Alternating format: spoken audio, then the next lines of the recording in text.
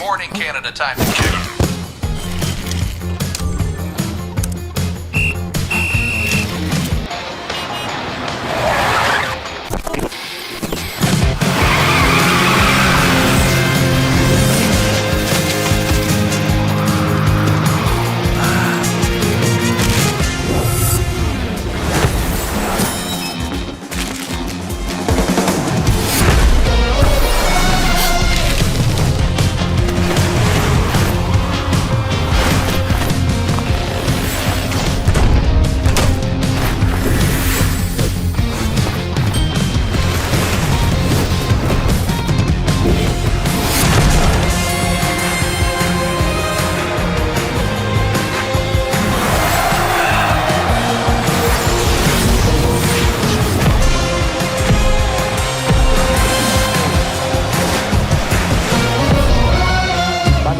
Hesabu kuhusiana na fainali za kombe la dunia mwaka 2026.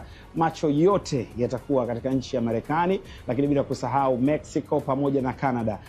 Fainali ambazo zina msisimko kwa maana ya kwamba zitahusisha timu 48 ikiwa ni mara ya kwanza, lakini bila kusahau kwamba nchi tatu huweza kuandaa kwa wakati mmoja. Ni jambo la kujivunia na kufurahia jinsi ambavyo maendeleo ya soka duniani yanapiga hatua. Mimi nakukaribisha, naitwa Saidi Salim Msumi kwa ajili ya kuangazia fainali mbalimbali ambazo zimeweza kujiri katika fainali za kombe dunia. Kumbuka kipindi kilichopita tuliweza kuangazia kuhusiana na uanzishwaji wa fainali za kombe dunia, lakini tuligusia fainali zenye msisimko kutokana na Diego Armando Maradona mwaka 1986, lakini bila kusahau mwaka 90, 94 pamoja na 98. Lakini leo sasa tutakopo tunaangazia kitu gani? Ni fainali za mwaka 2002 ambazo ziliweka historia kuweza nchi mbili kuandaa kwa wakati mmoja, lakini bila kusahau fainali za mwaka 2006 ambazo zenyewe pia zilifanyika nchini Ujerumani, lakini bila kusahau kama muda wetu utaruhusu pia tutakwenda mpaka fainali za mwaka 2010 ambapo kwa mara ya kwanza Afrika ilishuhudia ikiweza kuandaa fainali za kombe dunia zikifanyika katika ardhi ya Nelson Tata Mzilekeza Madiba Mandela. Ilikuwa ni fainali za kusisimua sana. Mimi nakukaribisha, naitwa Saidi Salim Msumi, lakini sitakuwa peke yangu, nipo na wataalamu hapa, watangazaji mashuhuri, wadau wa michezo, lakini bila kusahau wachambuzi. Ni fahari ya kipekee sana katika mwanzoni mwa miaka ya 2000 katika uchambuzi ulikuwa huwezi kulikosa jina la Hussein Sapi, na hapa tupo naye kwa ajili ya kuweza kutujuza kumbukizi zake tamu sana katika fainali za kombe dunia. Imekuwa muda mrefu kidogo kutokuona katika uchambuzi, kuachia vijana hapa na pale, lakini leo tunakutana. Hussein Sapi, vipi? Kwanza shukrani, namshukuru Mwenyezi Mungu. Ni kitambo na kwanza tumeanza, nadhani ilikuwa hasa watu kutizama katika hizi runinga, nadhani Ufaransa 98. Lakini ile fainali ya 94 ambayo ilichezwa Amerika, wengi walikuwa labda wanaweza kwenda kwa sheaya, wenye access ambao walikuwa wanaweza kutizama kwenye TV zao nyumbani walikuwa ni wachache sana. Hapo unajua huo hondo utakuja. Lakini pia tupo na mdau wa michezo, ukizungumzia soka la vijana, ukizungumzia ushiriki wake katika soka kwa ukubwa sana, huwezi kuacha jina la kumtaja Saidi Tuli. Amekuwa kiongozi pia katika klabu mbalimbali hapa nyumbani Tanzania. Wajina wangu, ni wasaa mzuri sana kuweza kuungana na wewe Saidi Tuli. Naam, shukrani sana. Tuko vizuri sana, tuko vizuri. Na tuko kwenye maandalizi ya shughuli ambayo tunakutana nao kila baada ya miaka mingi. Kwa hiyo nadhani siku zimewadia na burudani itapatikana. Na jambo la Saidi Tuli ni kuhusiana na huwa anaendaga kuangazia hizi mechi. Najua tutakuja kuangazia hapo baadaye, lakini unapotaja historia ya Tanzania, ilianza nyuma. Ulimsikia Rashid Kejo wakiwa wanatangaza, kina Salim Bonde, Salvador Imam walikuwa wanatangaza mwaka 98, lakini walikuwa wanatangaza wakiwa hapa nyumbani kwa kuangazia katika television. Lakini Watanzania ambao waliweka rekodi ya kutangaza fainali za kombe la dunia wakiwa uwanjani moja kwa moja, basi utamtaja marehemu Charles Hilary Mkwanga pamoja na Salim Kikeke.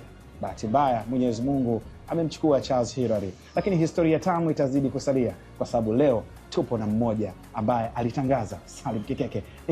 Ni fahari kubwa sana kuweza kuungana naye kwa wakati huu. Salim, asante kwa muda wako. Naamini historia inasalia na itaendelea kusalia.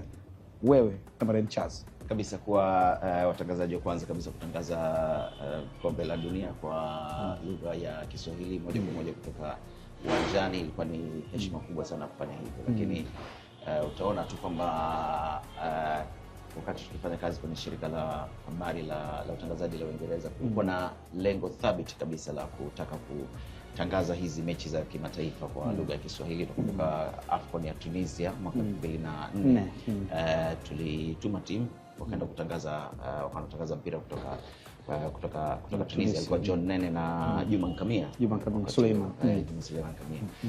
Mimi nilikuwa producer, nimebaki London. Kwa hiyo unaona kabisa kulikuwa na huo mwendelezo, na ilipofika kombe la dunia limekuja Afrika, na sisi tulipewa nafasi ya kipekee kabisa, na ilikuwa heshima kubwa sana kuweza kufanya tendo hilo la kihistoria. Unakumbuka mechi gani ambayo mlianza nayo? Ilikuwa ni Mexico na Bafana na Mexico. Yes, ile moja moja. Ilikuwa 2-1, walishinda Bafana. Goli la kwanza kabisa linafungwa na Shabalala, unakumbuka? Ile ilikuwa ni moja. Shabalala anafunga lile bao katika uwanja wa Soka City, uwanja ambao unakula karibu watu 100,000. Ile atmosphere kwanza, build up yenyewe ya kwenda kwenye mechi ya ufunguzi ilikuwa out of this world kabisa. Na nadhani michuano ya kombe la dunia 2010 kwa michuano pengine yenye msisimko zaidi. Kwa hiyo ile experience yote, uwanja ulivyokuwa umejaa watu, Afrika Kusini, vuvuzela tunazisikia kwa mara ya kwanza zikivuma, na sauti ya Charles Martin Hillary Nkwanga ikiwa inaunguruma pale, na lile bao likifungwa shwalala. Ni vitu ambavyo kusema kweli vitasalia sana katika kumbukumbu zangu. Sawa, tutakuja kuangazia hiyo moment na jinsi ambavyo vuvuzela zilikuwa zinapigwa kipindi kile. Tuanze kuangazia kuhusiana na finali hizi za kombe dunia. Hussein Sapi, ulikuwa unazungumzia kuhusiana na jinsi ambavyo mwaka 94 ambao Brazil alishinda taji dhidi ya Italia.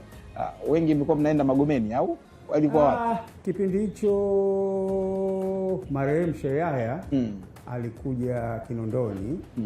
Kinondoni Mkwajuni. Msikiti wa Mkwajuni kama watu wanaofahamu. Nyuma yake ndio kulikuwa kuna nyumba ya baba yake anaitwa Mzee Hussein.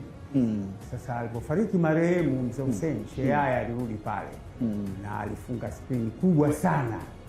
Watu wengi wakaja kuona pale ile World Cup, na kwa kweli lilikuwa ni tendo ambalo wengi walikuwa wataki kukosa. Pamoja na kwamba mechi zilikuwa zinawaumiza watu kwa nyakati. Kuna ndoa zimevunjika, kuna watu wengine walikuwa wanarudi wamepata majeraha kwa kuporwa na nini, kwa sababu World Cup ile ilichezwa, nakumbuka 94, ilikuwa 2002 ilikuwa Japan na Korea. Sio ambao watu walikuwa wanakesha. Sio bana. 94 bingwa Brazil. Sio, nadhani finali ilichezwa Italia na Brazil ndio akawa mabingwa. Anakosa penalti, kafunga katika extra time wamekwenda, akapiga penalti, mpira akapaisha juu sana. Ilikuwa ni penalti 3 nadhani kwa 2. Brazil bingwa. Ndio ikaja sasa finali vile vile ya machungu, ambayo kama hii inayokuja sasa hivi ya Mexico, Canada na USA, kwamba watu wajitayarishe. Mpira wa mapema utakuwa saa 4 labda, lakini saa 7, saa 9, saa 1 asubuhi, saa 2. Kwa hiyo nadhani vijana ambao wako kwenye ndoa changa inaweza kawaletea. Kumbuka ngumi za Tyson, nakumbuka zikesha zikipigwa Marekani. Lakini mimi ninazungumza ni kwamba kwa kweli ulikuwa ukisikia World Cup una hamu, kwa sababu kwanza ilikuwa si jambo jepesi kwa vitu kama vile watu kuona. Wamiliki wa television hata hiyo 2002 bado si wengi mpaka sasa hivi. Kuna TV za mikopo nini. Sasa hivi namshukuru Mwenyezi Mungu, watu wengi watatazama mpira nyumbani, na wanaopenda kwenda kwenye sehemu ambazo za public wataona. Kwa hiyo ni finali ambazo mimi nazikumbuka, na ndio kama hii inayokuja sasa hivi. Inayokuja sasa hivi kwamba inakuja katika muda ambao kwa kweli unakinzana na sisi kwa vitu vingi sana. Masaa tofauti 8, 7, kwa kweli itakuwa ni ngumu, pamoja na mechi zitachosha watu, mechi 48 ambazo sasa hivi ndio zinacheza na katika mataifa matatu tofauti. Kwa hiyo ni jambo la kuvutia. Ukiangazia baada ya 98 fainali zikaenda Korea Kusini na Japan, miongoni mwa kitu ambacho kama kilishtua hivi turi ilikuwa ni mechi ya kwanza ya ufunguzi kati ya Ufaransa dhidi ya Senegal wakipata ushindi wa 1-0. Bingwa mtetezi, hali ilikuwa ni dhofo la hali na kiwango cha Senegal kiwa cha kushtua kidogo fainali zile. Mimi nadhani ile kwanza labda ndio mechi ambayo iliwafungulia milango Senegal, kwa sababu watu wengi walikuwa wanaamini katika timu za Afrika zilizoenda kipindi kile, Senegal ndio ilikuwa timu ambayo watu wengi walikuwa ni timu nyepesi. Kwa hiyo kile walichokifanya katika mechi ya kwanza, kuacha tu kushinda ile mechi, lakini hata performance yao ilikuwa ni performance ya kiwango cha juu sana, ambao bahati nzuri pia ilikuwa na muendelezo mzuri, sio tu waliishia mechi hii, lakini walicheza vizuri mashindano yote. Lakini nadhani advantage kubwa walioipata Senegal wakati ule ni kwamba wachezaji wake wengi walikuwa wanacheza ligi ya Ufaransa. Ingawaje walikuwa wanacheza ligi za chini, lakini walikuwa na hiyo advantage ya kucheza ligi ya Ufaransa. Kwa hiyo utamaduni na kila kitu walikuwa wanakijua. Na kocha naye alikuwa Mfaransa, Martin Bruno Metsu. Alikuwa alikuwa Mfaransa. Na tumeshuhudia baada ya pale, kama nilivyosema awali, kwamba Senegal ndo milango ilianza kufunguka. Wachezaji wao wengi wale mastaa wakaanza kuchukuliwa katika timu vilabu vikubwa. Kina Diouf ndo wakaenda Uingereza, alikuwa ni Diouf na Salif Diao. Kwa hiyo ndo milango yao ilianza kufunguka, lakini walikuwa na muendelezo mzuri, na nadhani ndio kizazi ambacho kimeenda kuiokoa Senegal mpaka leo tunaiona pale kabisa. Na hapo Aliou Cisse alipokuwa captain pale, akaja akachukua na ubingwa wa AFCON 2022. Ilikuwa pressure kubwa sana, unakumbuka, lakini zile memories walizopitia kule ndio zilimsukuma sana akaja kufanya vizuri. Na ni kitu ambacho pia hata kilimsaidia yeye katika karia yake ya ukochi, kwa sababu kama mchezaji amefanya mambo makubwa kwenye kombe la dunia, lakini pia akiwa kama captain wa timu ya taifa ya Senegal ikachukua ubingwa wa AFCON. Kwa hiyo ni kitu ambacho kilimfanya yeye sasa ni rahisi kumanage hata wale vijana ambao, kwa sababu alikuwa na kitu cha kueleza kama mwalimu. Kwa hiyo nadhani kilikuwa ni kizazi ambacho Senegal mpaka leo nadhani kinaheshimika, na ndio maana tumeona wameanza kutoa walimu sasa kwenye kikosi kile ambapo walikuwa wachezaji. Kwa nadhani na Papet yao naye alikuwepo, japo watu wengi kama hivi, watu wengi kutokana na aina ya kikosi kilivyokuwepo, maana yake yeye alikuwa ni mchezaji wa kawaida kwenye kile kikosi, lakini ni kizazi ambacho mpaka leo kimekuwa kikibeba Senegal, kwa sababu wengi wao wamekuwa makocha. Umeona hata Habibou Beye sasa hivi ni kocha Ufaransa. Kwa hiyo ni kikosi ambacho kilikuwa kiko vizuri na kimeiokoa Senegal mpaka leo ilipo. Kwa hiyo ni mashindano ambayo yalikuwa ya msisimko sana, na Senegal ilifanya kitu ambacho sasa Waafrika wote tukaona kumbe kuna kitu ambacho kinawezekana. Bahati mbaya Senegal waliangukia kwa Uturuki. Nakumbuka Uturuki kina Rustu Rekba, Hassan Sass, Ümit Davara, Hakan Suka, lakini mfungaji alikuwa ni Ilhan Mansiz akifunga bao katika dakika 120. Ilikuwa bahati mbaya kwa kweli. Mpira hauna bahati mbaya. Ni namna gani unapoweza kuitumia nafasi. Mpira ni mchezo ambao katili. Unaweza ukaumiliki dakika 90, unakwenda kwenye extra time. Unaweza ukamiliki, unaweza ukaja ukakosa kwenye matuta penalty. Sasa mambo kama haya, of course, ni namna gani unaweza ukatumia nafasi. Kuna neno mnatumia watangazaji, wachambuzi, waandishi, kwamba timu hii ni underdog. Lakini timu imeshafika kwenye World Cup, imepita katika vitu vingi sana chini huko. Tizama tu hizi timu za Kiafrika ambazo zinakwenda kucheza World Cup sasa hivi. Zimepita kwenye group stage, wanakuja mpaka wanafika pale, ni kwamba wamefanya kazi. Sasa ni sawasawa unapoingia kwenye chumba cha mtihani, kila mwanafunzi ana maksi 100, ni wewe uzibadilishe iwe 0, 10, 20, lakini mwalimu hamwandikii mtu maksi kabla ya kuingia katika chumba cha mtihani. Kwa hiyo Senegal nadhani pale walipofika ilikuwa ndipo wanapostahili, kwa sababu unacheza na Waturuki wazuri mpaka sasa hivi. Kina Hakan Suka wamesema nini, ni watu ambao walikuwa na uwezo na wakipata nafasi wanakuumiza. Na nadhani Uturuki kilikuwa kikosi chao bora kile cha mwisho.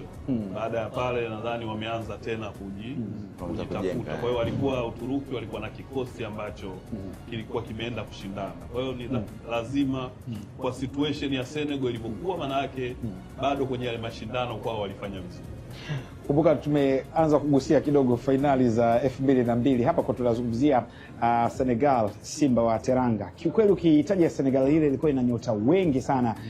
Golini Tony Silva, wakina Omar Daf, Ferdinand Koli, ametajwa hapa Habibu Beye, lakini wakina Lamine Ndiata, ukiangazia wakina Salif Diao, Alhaji Diop, Khalilou Fadiga.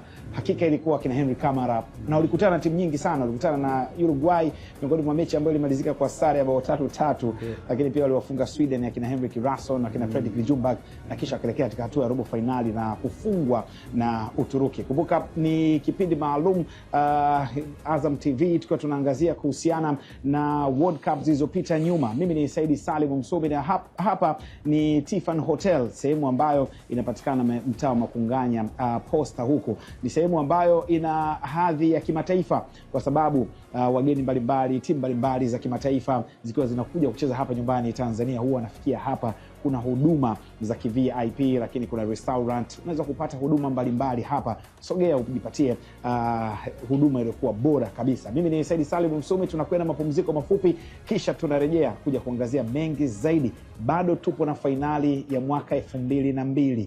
Kuna vitu vingi vilijiri, hususan sakata la kuacha Romario na kuchukuliwa Ronaldo de Assis Moriera maarufu kama Ronaldinho chini ya kocha Luis Felipe Scolari. Big Field.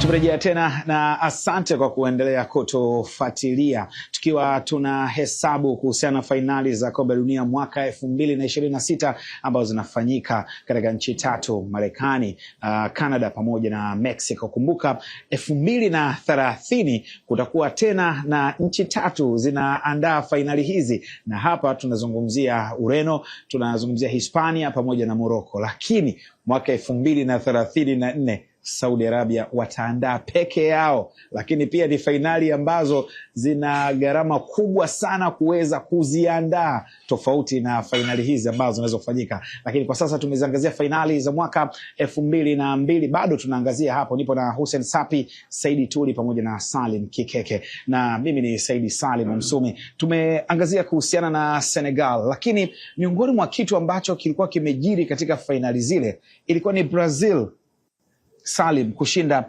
ubingwa. Lakini mengi, kikosi chao kilivyosheheni mastaa, Ronaldinho, Gaucho, Ronaldo akitoka katika 17 yes, na ametoka kwenye majeraha akaendelea akaja kuwa mfungaji bora baada ya 98 kidogo na hali sio nzuri. Brazil niseme ni moja ya vikosi ambavyo tunasema ni very exciting, na kwa sababu tukiangalia rekodi yao wao hawajawahi kukosa World Cup. Kwa hiyo ni watu ambao wamekuwa present miaka yote, na ni kama vile dunia inatarajia ina expect kwa kwanza wawepo na wafanye vizuri na kutoa burudani. Na uzuri wa Brazil, tunajua kila mara wanapoingia kwenye kombe la dunia lazima wanakuwa na superstar wao ambaye wanamuuza, na wameanza tangu enzi za kina Pele. Lakini najua tunazungumzia 2002. Mimi nitaka nizungumze nirudi nyuma kidogo, hata kupata hamu ya kutangaza mpira. Mimi kombe la dunia la Mexico 86 nisikiliza kwenye radio, unaona bana, na ilikuwa ni medium wave Unaona? Hakuna, na ilikuwa usiku huo tunaosema ambao tunarudi tena usiku sana, unasikiliza matangazo kwenye redio ya Midwam ina scratch, matangazo yanakuja yanapotea, unajua, na Diego Maradona wakati huo ndio wa moto, unajua na walicheza finali na West Germany nafikiri wakashinda 3-2. Unaona, kwa hiyo unapokaa na kusikiliza vile ukiwa katika umri mdogo na unasikia ile commentary unasema natamani na mimi niwe hivyo, na mimi nitokee nifanye hivyo. Lakini tunapokuwa sasa, unajua, na sisi kama Waafrika kusema kweli kwa kipindi kirefu sana tumekuwa marginalized, tukionekana kwamba kombe la dunia halituhusu. Kwanza na kama kuingia tunaingia kwa kupendelewa, na hata katika mashirika ya kimataifa ambayo tulikuwa tukifanyia kazi, wakati wana deploy team kwenda kwenye mashindano ya kimataifa kama hivyo, hampewi kipaumbele. Unaona, wanakumbuka 2002 kwenye michuano hiyo ya Far East, tulipeleka mtu mmoja tu na wala hakuwa na access ya kuingia uwanjani. Unaona, alienda mtu mmoja anaitwa Wahenya Kabiru. Unaona bana, lakini kama Waswahili tunapotangaza tunafurahi kwamba tuna mtu wetu Japan, lakini hana access ya kuingia uwanjani. Hatuna rights za kutangaza ule mpira. Unaelewa? Kwa hiyo nadhani kutoka kipindi kile mpaka Azam wanapewa rights za kutangaza mechi 100, unajua tumetoka mbali sana. Na nafikiri ni mafanikio makubwa sana, na nikizungumza kama mtangazaji wa mpira kusema kweli, tunaenda kwenye kombe la dunia kubwa, tunakuja kutangaza huu mpira, tunaanza kuona ni kitu cha kawaida, lakini ni mapambano yametoka mbali sana. Tumestruggle sana hata kuja kupata rights za kuweza kutangaza hivi. Kwa hiyo nitaka tu nizungumzie hiyo. Hapo labda na mimi niseme kwenye Brazil, advantage kubwa ya Brazil ni moja ya timu ambazo kabla ya mashindano ya kombe la dunia ndio timu inakuwa na washabiki wengi kuliko timu nyingine. Kwa hiyo mashindano yanapoanza ndo watu wanaanza kugawanyika, lakini leo tunapozungumza kombe la dunia, kabla halijaanza tayari Brazil ndo nchi ambayo ina washabiki wengi sana duniani. Lakini kitu ambacho niseme kwamba pia sisi wa Afrika tumeanza kubadilika sasa hivi. Unajua, kwa hiyo utakuta mtu atasema mimi ni Brazil, na kwa timu zetu sisi ambao hatuja qualify, kwa utasema mimi ni Brazil na Nigeria, au mimi ni Brazil na Senegal, unanielewa?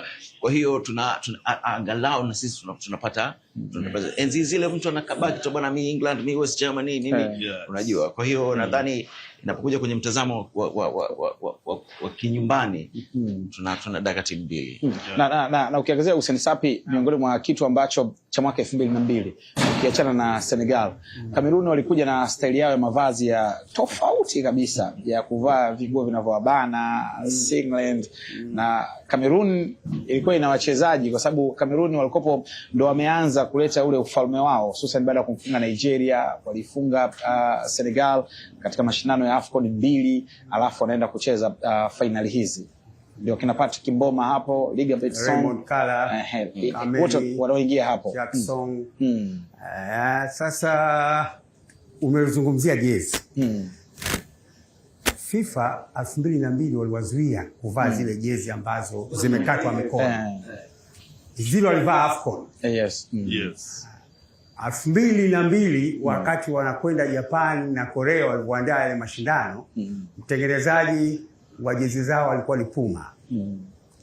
Wakavaa jezi ambazo sasa sio zile, kwa sababu walifungiwa walipotoka kwenye AFCON. Wakavaa jezi ambazo zinabana na zinaonesha mwili. Sasa ukitizama maumbo ya wachezaji wakati ule, watizame kama magolikipa wote watatu, kama ni Jackson, ule Bakal sijui na kitu kama hiko. Tizama kwenye kina Raymond Kala, Ligabert Song, Pierre Wome, Pierre Njaka. Maona bwana. Jeremy Foston Njita alikuwa anacheza Real Madrid, baadaye Chelsea.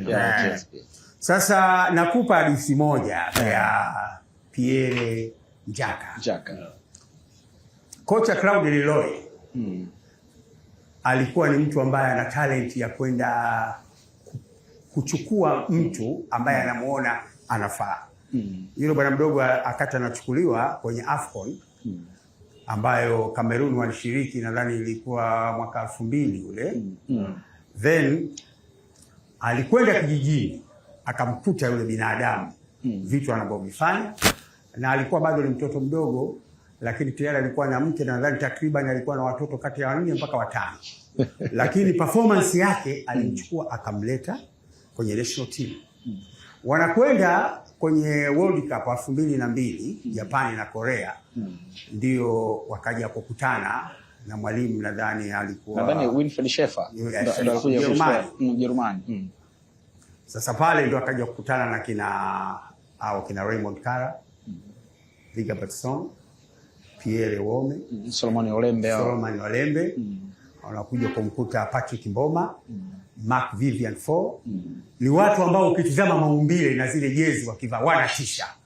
Kwa watu ambao Kikeke ulikuwa South Africa 2010. Mimi nilikuwa hapa na marehemu Ngayoma BBC wakati ofisi iko pale PF. Walifikia nadhani New Africa pale, wanakwenda South Africa. Nilipita vile viumbe hapa Samora, Jeremy na nani. Kaka, ni binadamu na jezi zile zilikuwa zinawafiti, na walikuwa wanafanya kazi wote, kina Samuel Eto'o na nani. Ni watu ambao unaona kwamba maumbile yalikuwa yanaweza, na walikuwa tuseme committed mambo yao yale. Cameroon sio taifa tajiri sana, lakini liliweza kutoa vizazi ambavyo vya kizalendo katika timu yao ya taifa, tofauti na nchi kama Nigeria. Nigeria alishagoma hapa kwa sababu ya posho ya dola 10,000. Sio bwana, kwenye World Cup. Waligoma kucheza na Sweden.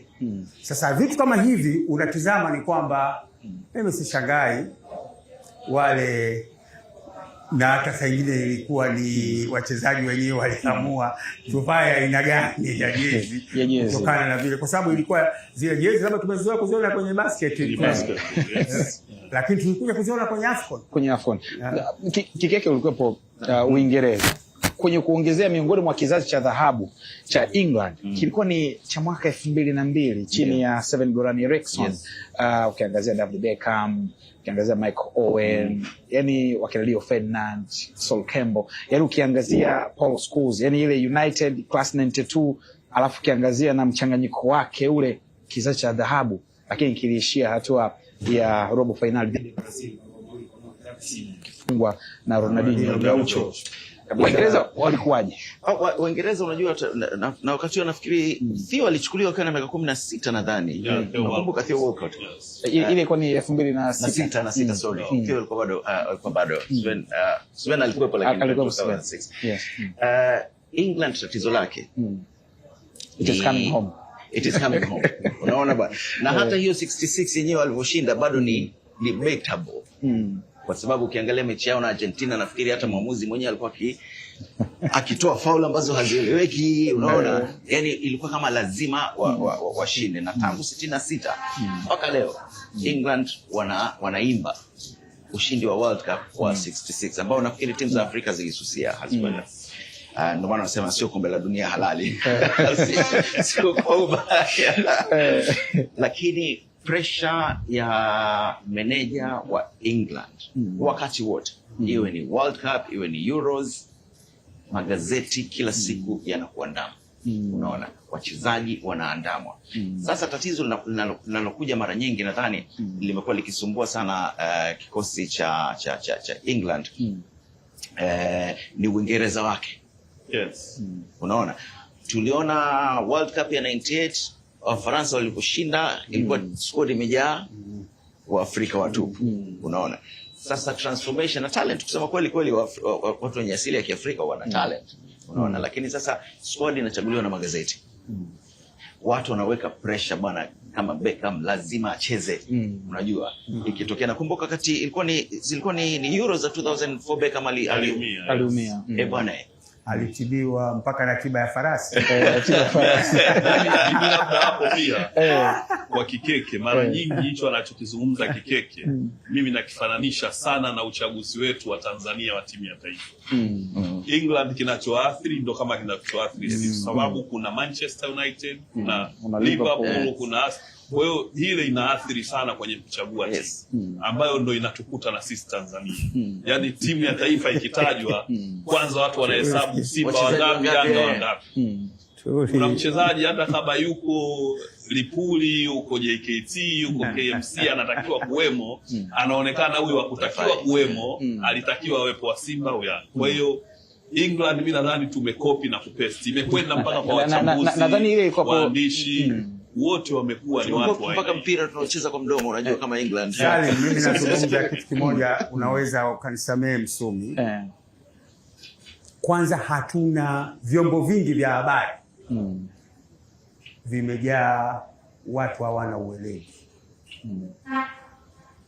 Lazima tuseme hili, wala haina haja ya kuficha. Mwaka 2002 wakati England wanakwenda kushiriki finali za World Cup, ilikuwa ni mara ya kwanza kocha mgeni anaiongoza kikosi cha England, Sven-Göran Eriksson, ambaye anatokea Sweden.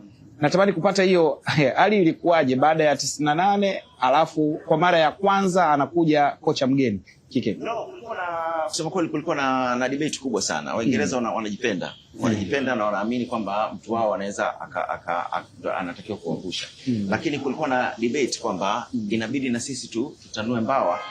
Tuangalie expertise kutoka nje inaweza ikaleta ladha gani. Na Sven kusema kweli kwenye press conference zake alikuwa anazungumza vizuri sana na ile accent yake ya Scandinavia. Kwa hiyo vyombo vya habari vilimpenda.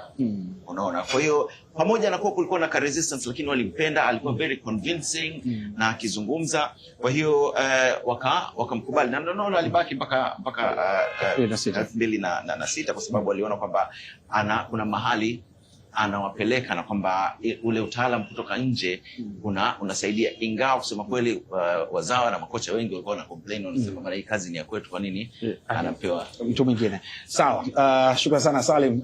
Tumegusia hapo kuhusiana na England na kizazi cha dhahabu, jinsi ambavyo na England bwana walishinda bao 5-0 dhidi ya Ujerumani, na wakati wa maandalizi watu wengi walikuwa na mategemeo makubwa sana kwamba England ingeweza kushinda taji la finali za kombe la dunia. Safari yao ikishatoa robo finali, bao la kwanza kuongoza la Michael Owen, Rivaldo akaweza kusawazisha kabla ya Ronaldinho kuweza kumtesa David Simeon, golikipa wa zamani wa Arsenal the Gunners. Tukirejea tutakuja kuangazia kuhusiana na finali za mwaka 2006.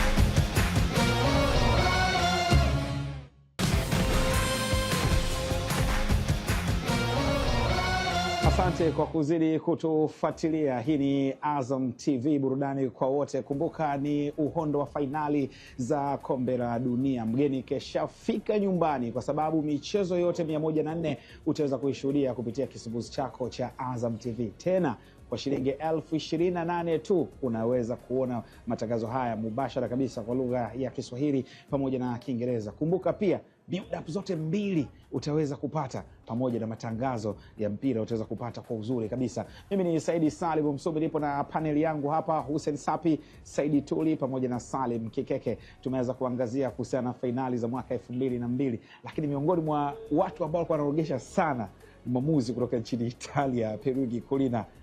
Yule alikuwa mwamba sana. Yule ni mtu ambaye Oliver Kahn anasema kila anapomchezesha apati matokeo. Ana bahati mbaya. Ana bahati naye mbaya. Kwa hiyo ni mtu ambaye nadhani yuko kwenye kumbukumbu zake vizuri sana. Sababu naona alivumilia na hiyo kauli ikamshinda, ikabidi aitoe. Lakini nadhani pia alileta tunasema swaga kwenye waamuzi wakati, kwa sababu waamuzi walikuwa pia kama hawaonekani uwanjani. Lakini alipokuja na style yake na ukali wake na yuko very strict, na alipata heshima kubwa sana, na alileta kusema kweli kionjo kipya na tofauti, na hata kuleta chachu watu kuingia kwenye fani ya kuwa mwamuzi wakati. Na hata sasa hivi ukiwaambia watu kwa haraka wakutajie mwamuzi wa zamani, jina linalokuja karibu linakuwa la kwake kwa sababu ya hiyo muonekano wake. Baada ya kumalizika kwa fainali za kombe la dunia mwaka 2002, Brazil anaibuka na ubingwa kwa kushinda mabao 2-0. Brazil hajashinda tena ubingwa wa kombe la dunia. Mwaka 2006 ni kama ilikuwa ni fall ya kikosi cha dhahabu cha Brazil, lakini kwa mtu aliyefungwa fainali ndo akaja kuwa mwandaaji wa fainali kwa mwaka 2006. Nazungumzia Ujerumani, Darmstadt chini ya kocha Jurgen Klinsmann akiwa na Joachim Löw, Hussein Sapi. Tatizo labda ambalo mimi naliona la Brazil ambalo linakuja mpaka sasa hivi hapa, wamepoteza vipaji. Kuna watu wachache unaweza kusema, lakini kwa waliona michezo toka Brazil ya kina Pele, kina Vava, hata huyo godfather of the coaches Mario Zagallo wakati anacheza, sio bana, ulikuwa unaona ni kwamba kuna watu wanaweza kufanya kazi. Leo hii ukitizama, labda kama mtaweza katika World Cup mkapata mikanda ya mwaka 70, sio bwana, mtizame Pele alivyokuwa anacheza, uwezo wa kuweza kupiga kichwa, uwezo wa kushoot, uwezo wa kuweza kuwatoka mabeki. Sasa leo Brazil ambayo hiyo ya 2006 ambayo unakuja kusema kwamba ndio kilikuwa kinakwenda kizazi, kwa sababu ukiacha kina Ronaldinho Gaucho, ukiacha Ronaldo de Lima, ukiacha Romario, ukiacha kina Bebeto, ukiacha Captain Dunga, ni mtu ambaye alikuwa na uwezo wa kupiga outer pass. Nakumbuka ile na 1994 wakati wanacheza Amerika kwenye World Cup ambao wao walichukua ubingwa, aliweza kupiga hizi pasi za kofi kama 144 na watu mtano kwa na zinafika Dunga. Sasa leo mchukue Vini Junior, sio bana, wachukue kina Neymar ambao unaweza kusema alikuwa anaweza kuibeba timu mabegani, lakini amechukua 7 Neymar nyumbani pale na Ujerumani. Na leo Brazil wana midfield anaitwa Casemiro. Sasa ukifananisha Brazil ile na hii ya Casemiro, mimi nafikiri labda nani Sapi utaniambia kwamba inawezekana kubadilika kwa teknolojia. Unajua hawa kina Ronaldo, kina Ronaldinho, wote wana ile street football. Streetwise wanaita. Alafu wanakuja kufundishwa na makocha. Wanachanganya mpira wa mtaa na wakufundishwa, ndio wanacheza na ile flair. Lakini sasa kutokana na technology sasa hivi kuna viwanja vingi hivi vya huko kwenye maeneo ya maskini, ule mpira wa barabarani kidogo umepungua ukilinganisha na enzi zile. Inawezekana hawa watoto wanalelewa kimayai zaidi, na ndio maana tunakosa ile flair unpredictability ambayo tulikuwa tunaiona. Kwa mfano Ronaldinho anafanya kitu ambacho hukitegemei, lakini ule mpira sio kufundisha na kujifunza mtaani. Mimi nadhani pia utamaduni sasa hivi wachezaji wengi wa Brazil wamekuwa wakitoka Brazil na kuja Europe. Kwa hiyo style ya Brazil na style ya Europe ni style mbili tofauti. Kwa hiyo wakitoka kule maana yake wanakuja kujifunza mpira ambao ni tofauti pamoja na tabia, kwa sababu umeona sasa hivi lifestyle ya wachezaji wa Brazil imebadilika, na ndio maana hatuoni ile flavor ambayo tulikuwa tunaiona kwenye Brazil ile wakati ule. Kwa hiyo kuna vitu vingi vimebadilika, hasa utamaduni ule wa kutoka kwao na kuja kucheza Ulaya. Lakini sio kucheza tu, wengi pia wanakuzwa Ulaya, wanachukuliwa Brazil wadogo wanakuja kukuzwa Ulaya. Utamaduni, wanakutana na utamaduni tofauti, kwa hiyo ile flavor yao wanakuwa wameiacha na mishahara. Malingo mwenzie kipato, wanasema Waswahili. Mtu anaweza kuwa anachukua kina Vini Junior, hao vijana wadogo sana, lakini anaweza kuwa analipwa millions of euro, mamilioni ya euro. Unaweza kukuta anachukua sio chini ya euro labda 500,000 kwa mwezi. Na wakumbuka mimi nazungumzia kiasi kidogo, sio. Kuna kijana anaitwa Henry, alikuwa anacheza Madrid Henry. Sio bana? Sasa yule ametoka Brazil, anakuja kukutana na maisha ya Spain, raha ya Spain. Wewe umeshakuwa Barcelona, umekuwa Madrid, umekwenda truly the same. Sio bana, tizama maisha na raha za Spain na hawa wametoka katika maisha gani. Leo huyu anapewa hela karibu bilioni 1 kwa mwezi. Unafikiri hata uwanjani anaweza kuperform kama vile? Ndio kwenye utendaji inapungua kwa sababu lifestyle yao nje ya uwanja imekuwa tofauti sana na discipline, lakini kwa sababu kwa mfano Messi alikuja Europe akiwa bado mdogo sana, lakini aliweza kudhibitiwa vizuri kabisa na wazazi wake. Lakini kikeke lifestyle ya Brazil na Argentina ni tofauti. Ronaldinho naye yalimkumba pia hayo starman kutoka PSG akaenda Barcelona, kidogo samba matukio ya kwenda Brazil. Kama una historia hii ya Neymar kwamba kila inapofika birthday ya dada yake anaugua ili aende kucheza samba Brazil. Hiyo yote ni kwa sababu ya hiyo jeuri ya pesa. Lakini angekuwa ndo kipindi cha kusema anatafuta hiyo pesa, maana yake asingefanya hiyo vitu. Lakini sasa hivi wanakuwa wanapata nafikiri nyingi na lakini angalau tulienjoy kidogo ya Gaucho, tulimuenjoy sana. Neymar pia tulipata ile flavor ya mtaani, ingawa sasa hivi ndio zinaanza zinapungua sana kusema kweli. Nadhani hata flavor ya Brazil ya zamani tuliishia kwa Ronaldo de Lima. Playing style yake ilikuwa tunakuja labda kule Saidi Toli pamoja na Salim. Leo Brazil ina kocha Carlo Ancelotti. Don Carlo. Don Carlo. Hebu tizama. Mtapata ile ladha ya Kibrazil. Lakini hapo Sapi wakina Tite walikuja hapo nasema wapo walimu. Unajua tatizo tumezungumzia kama lilivyokuwa la England. Sio bwana, wanakuja hao kina Fabio Capello. Sasa hivi wana Thomas Tuchel. Mimi sidhani kama Brazil wameshindwa kutengeneza makocha.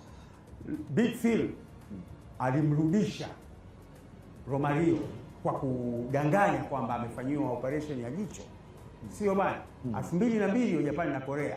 Lakini alikuwa anacheza friend match katika timu yake ya Vasco da Gama. Umeona bwana? Alikuwa ni mtu mwenye msimamo. Sio bwana? Dunga amemrudisha Ronaldinho. Sio bwana? Kwa sababu kiwango chake kilishuka wakati kwa AC Milan. Sasa mpira unataka nidhamu, maisha yanataka nidhamu. Hamwezi, mimi sidhani kama kwa taifa kama Brazil, mimi kwangu binafsi naona ni aibu kuwa na kocha kutoka nje ya taifa ya Brazil. Sasa hapo Sapi, kwa sababu tupo katika fainali za mwaka 2006, miongoni mwa tukio lakini nidhamu ambalo lilitokea lilikuwa ni Zinedine Zidane Zizou pamoja na Materazzi. Ni tukio ambalo hakika liliacha watu midomo wazi, sio niseme, kutokana na kwanza ubora wa Zidane, lakini pia hatima ya maisha yake ya Zidane tuli na kumpiga kichwa Marco Materazzi. Sasa ile unajua ile ni kwenye football kunakuwa na game plan ambazo zingine zinakuwa za kikawaida za mwalimu kufundisha, lakini zingine zinakuwa ni za kuwa disturb opponents. Kwa hiyo alichofanya, sababu Materazzi bahati nzuri alikuwa anamjua Zidane. Kwa sababu alikuwa wote ligi ya Italy. Na anajua kabisa Ufaransa ni Zidane. Sasa ili kumtoa Zidane mchezoni tunafanyaje? Kwa hiyo akawa anatumia kila style ya kuhakikisha kwamba huyu na mdisturb asiweze kucheza kwenye kile kiwango chake, ili sisi kama timu tupate advantage. Na kweli Italy walipata advantage hiyo kwa sababu Zidane tena hakuwa yule, akapewa ile red card, maana yake timu ya Ufaransa ikawa automatically imepungua. Kwa hiyo ni moja ya mbinu chafu, maana yake kuna mbinu safi na mbinu chafu. Kwa waliona kwa sababu kwenye mbinu za kawaida tunapoenda kucheza na hawa, maana yake huyu mtu hatuwezi kukabiliana naye na kumdhibiti. Na wakati ule Zidane alikuwa kiwango cha juu mno. Na ndio mstafisha. Unamprovoke, unamtia hasira. Sasa inabidi uwe na of course Zidane tunajua yuko wanasema yuko soba. Lakini mtu donoa mara nyingi nani kabisa. Na tusa kutokana na wanavyosema ilikuwa ni tusi baya kwa dada. Na ndio iliyomfanya mpaka Zidane astaafu kimataifa. Baada ya mechi ile Materazzi alivyopigwa kile kichwa na akafeki akadondoka, lakini Materazzi naye alipigwa fine. Alipigwa 5,000 Swiss franc kwa ajili ya kashfa alitoa neno ambalo alitoa siwezi kulitamka kwenye chombo cha habari kwa ajili ya Zidane. Baada ya kufuatiliwa ile ikamgharimu akapigwa hiyo adhabu ya Swiss franc. Maana wanatumia wataalamu kufanya lip reading ya lips mdomoni. Ukiangalia katika finali za mwaka 2006 ni mwaka ambao Marcello Lippi alishinda taji la ubingwa na Fabio Cannavaro, lakini ni ubingwa ambao walishinda, lakini siku chache nyuma kulikopo na kashfa ya Calciopoli Police ya upangwaji wa matokeo katika ligi kuu ya soka nchini Italia, Serie A. Kushinda ubingwa fainali za kombe dunia, lakini nyuma siku chache kidogo kuna kashfa ya upangaji wa matokeo. Juventus wanashushwa mpaka daraja, wanabaki na wachezaji watatu, Alessandro Di Piero, Mauro Camoranesi na Pavel Nedved ambao na Gigi Buffon walikubali kushika nayo timu daraja. Kuna kitu ambacho kilionekana kama kiliutia doa, ama inasalia kwamba mbinu za upambanaji za Marcello Lippi? Pamoja na kwamba mbinu za upambanaji za kocha, lakini pia aina ya kikosi ambacho Italy walikuwa nacho.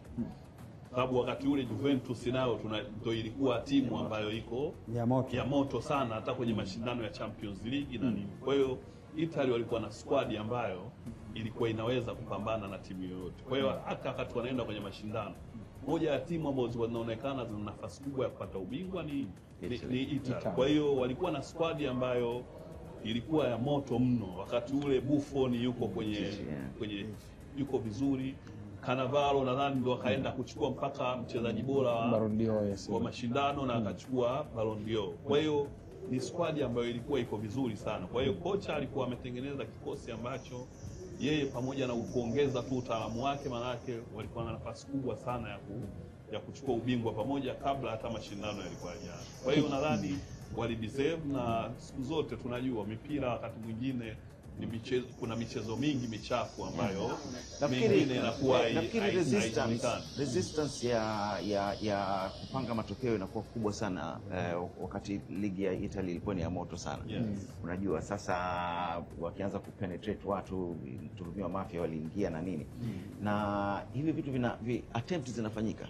Unajua hata England watu wanajaribu kuingia, lakini kwa sababu ya misingi ambayo imewekwa bora kabisa na mifano ya nchi kama Italy ilivyokuja kuporomoka kisoka mpaka sasa hivi, unaona ina watu wakitizama wanaona kabisa kwamba ni lazima tulinde sana. Unajua Italy kidogo inaanza kurejea sasa hivi, unajua, lakini ukishakosesha watu imani, World Cup ya pili wanashindwa kwenda. Nazungumzia kwa mfano kwa ligi tunapotizama. Unajua wakati ule hata ukienda kutizama Serie A unajiuliza haya matokeo yamepangwa au mechi inachezwa kikweli kweli? Imani ya watu lakini walikamata mazungumzo baadhi ya wanasema maafisa wa Juve na marefari. Kwa hiyo ndio ikafanya mpaka Juve ateremshwe daraja na ubingwa akapewa Inter Milan. Sawa bwana. Sasa na hilo jambo si dogo, na haya yanayokuja sasa hivi siwezi kusema, lakini ni lazima tuseme. Makampuni ya kamari watu wanahisi mpaka hapa iliingia. Nadhani Zanzibar kuna timu ilishutumiwa imepanga matokeo kwa sababu ya mambo wachezaji wanabeti. Umeona bwana, sasa hivi vitu kwa hali ya maendeleo sasa hivi ya soka huwezi kuviondoa. Inaweza ikawa hisia, inaweza ikawa ukweli, lakini watu wanaofanya hivi vitu ni watu ambao wana elimu kubwa, ni wajanja na ni mtandao mkubwa sana. Na Kikeke kumradhi kidogo, wakati ambapo najua kipindi ulikuwa Uingereza, ulikuwa England, katika miongoni mwa tukio ambalo la finali 2006 hatua ya 16 bora ilikuwa ni mechi kati ya Ureno dhidi ya England, na tukio kubwa lilimhusisha Cristiano Ronaldo dhidi ya Wayne Rooney Waza. Cristiano alimwambia mwamuzi kwamba Rooney amemkanyaga mtu na anapaswa kupewa kadi ya pili ya njano na nyekundu atoke nje. Sasa issue haikuishia pale, kwa sababu England ilitoka. Issue kwa maisha yataendeleaje Old Trafford, Theatre of the Dream? Hali ilikuwaje? Hali ilikuwa ngumu sana, na uzuri kwa sababu Sir Alex alikuwepo. Yule jamani mwamba. Sir Alex ni mwamba kabisa, akikwambia bana, unajua tukiwa jeshini unaambiwa kuruka maliza hiyo, maana yake inatakiwa iishe. Lakini alikuwa kama baba pia, anaweza kukaa chini na kuzungumza, na obviously magazeti yalikuwa yanachochea sana. Lakini dressing room za Old Trafford wakati wa Sir Alex Ferguson hakuna kitu kilikuwa kinatoka nje. Alikuwa anaenda anajua jinsi gani ya kusawazisha, hakuna kitu kinatoka nje. Na unaona hata kama hutaki kucheza na mtu unatakiwa usmile na umpe pasi. Ndio unajua. Nafikiri Alex Ferguson aliweza, angekuwa kocha yoyote dhaifu ingetikisa sana hapo kwenye kuongezea, ndio issue ya Teddy Sheringham na Dwight York ilipotokea. Lakini nje ya uwanja walikuwa hawana mazungumzo, lakini wakiingia uwanjani kila mtu ana assist kwa mwenzie, wanafanya kazi zao kama ilivyo. Lakini wakitoka nje, hiyo yote ndio kama alivyosema Kikeke, aina ya mwalimu ambaye walikuwa na ile hair dryer, ushaisikia? Hair dryer akiingia na kufokea hivi, unakuwa kama unapulizwa na hair dryer. Kwa hiyo ukiwa uwanjani usitoe pasi, unajua una hair dryer kwenye dressing room. Wenyewe wamuita the gaffer. The gaffer is here. Tuangazie miongoni mwa tukio lingine lilikuwa la mwaka 2006, ilikuwa ni Ronaldo kuvunja rekodi ya Gerd Muller ya ufungaji wa mabao ya muda wote kombe la dunia, mabao 14, akafikisha mabao 15. Bao lake la 15 aliyofunga Ghana katika ushindi wa mabao 3-0, hatua ya 16 bora. Lakini tukio hili kidogo ni tamu zaidi kwa sababu wakati Ronaldo anavunja rekodi ya Gerd Muller akiwa Ujerumani, na yeye alikuja kuvunjiwa rekodi mwaka 2014 na Miroslav Klose kwao Brazil. Ni matukio ambayo Ronaldo alikuwa ni bora sana, el fenomena tu. Mimi nadhani mpaka sasa hivi kwa kizazi hiki ambacho tumekiona, Ronaldo de Lima alikuwa ni kiumbe. Vijana wanakuja, aina wachezaji tunawaona sasa hivi na nini, lakini ukiangalia vile vichaka ambavyo Ronaldo alikuwa anapita, sasa hivi tungekuwa tunashuhudia kila mechi ni red card 2 au 3, sababu alikuwa anaweza kuondoka na kijiji cha defenders. Lakini aina ya mpira ulikuwa unachezwa wakati ule ilikuwa ni tofauti. Watu wanakwenda wanacheza fouls na nini, lakini mwisho wa siku wanamaliza mechi salama. Kwa hiyo Ronaldo de Lima nadhani ni mmoja wa watu ambao wamebakiza kumbukumbu kubwa sana kwenye mashindano ya kombe la dunia. Fainali za mwaka 2006 ni miongoni mwa fainali ambazo Afrika tulishuhudia wawakilishi wapya kidogo.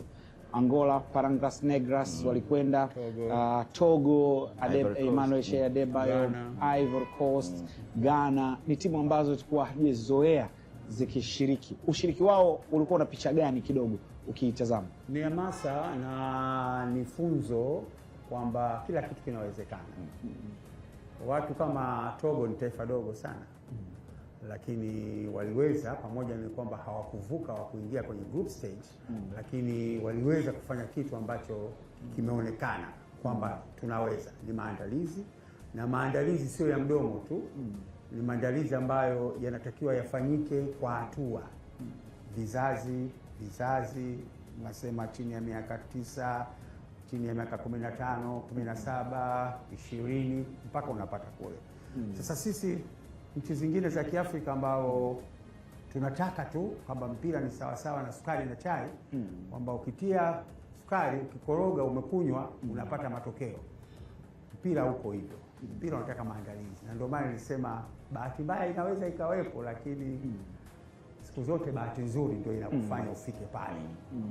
Lazima ufike. Na mpira wakati huo mataifa ya Afrika ndio yameanza kuona kwamba tunaweza kwenda kupambana seriously. Unajua wakati wa 94 Cameroon wakiingia, inaonekana kama wameingia kidondokela, alafu uchezaji zaidi unataka uonekane kwenye TV kuliko kuperform. Ingawa unataka kuperform, unaleta zile flair na nini, tunavyokwenda taratibu, lakini inafika mahali unaanza kusema kwamba this is serious business. Unaona, kwa mfano hiyo Cameroon iliyokuja na style za nguo na nini, ilikuwa kwenda pamoja, ndio wanaleta flair ya Kiafrika, lakini unaona kabisa kwamba bado sisi ni wageni na nataka kuleta presence yetu pia nje ya uwanja.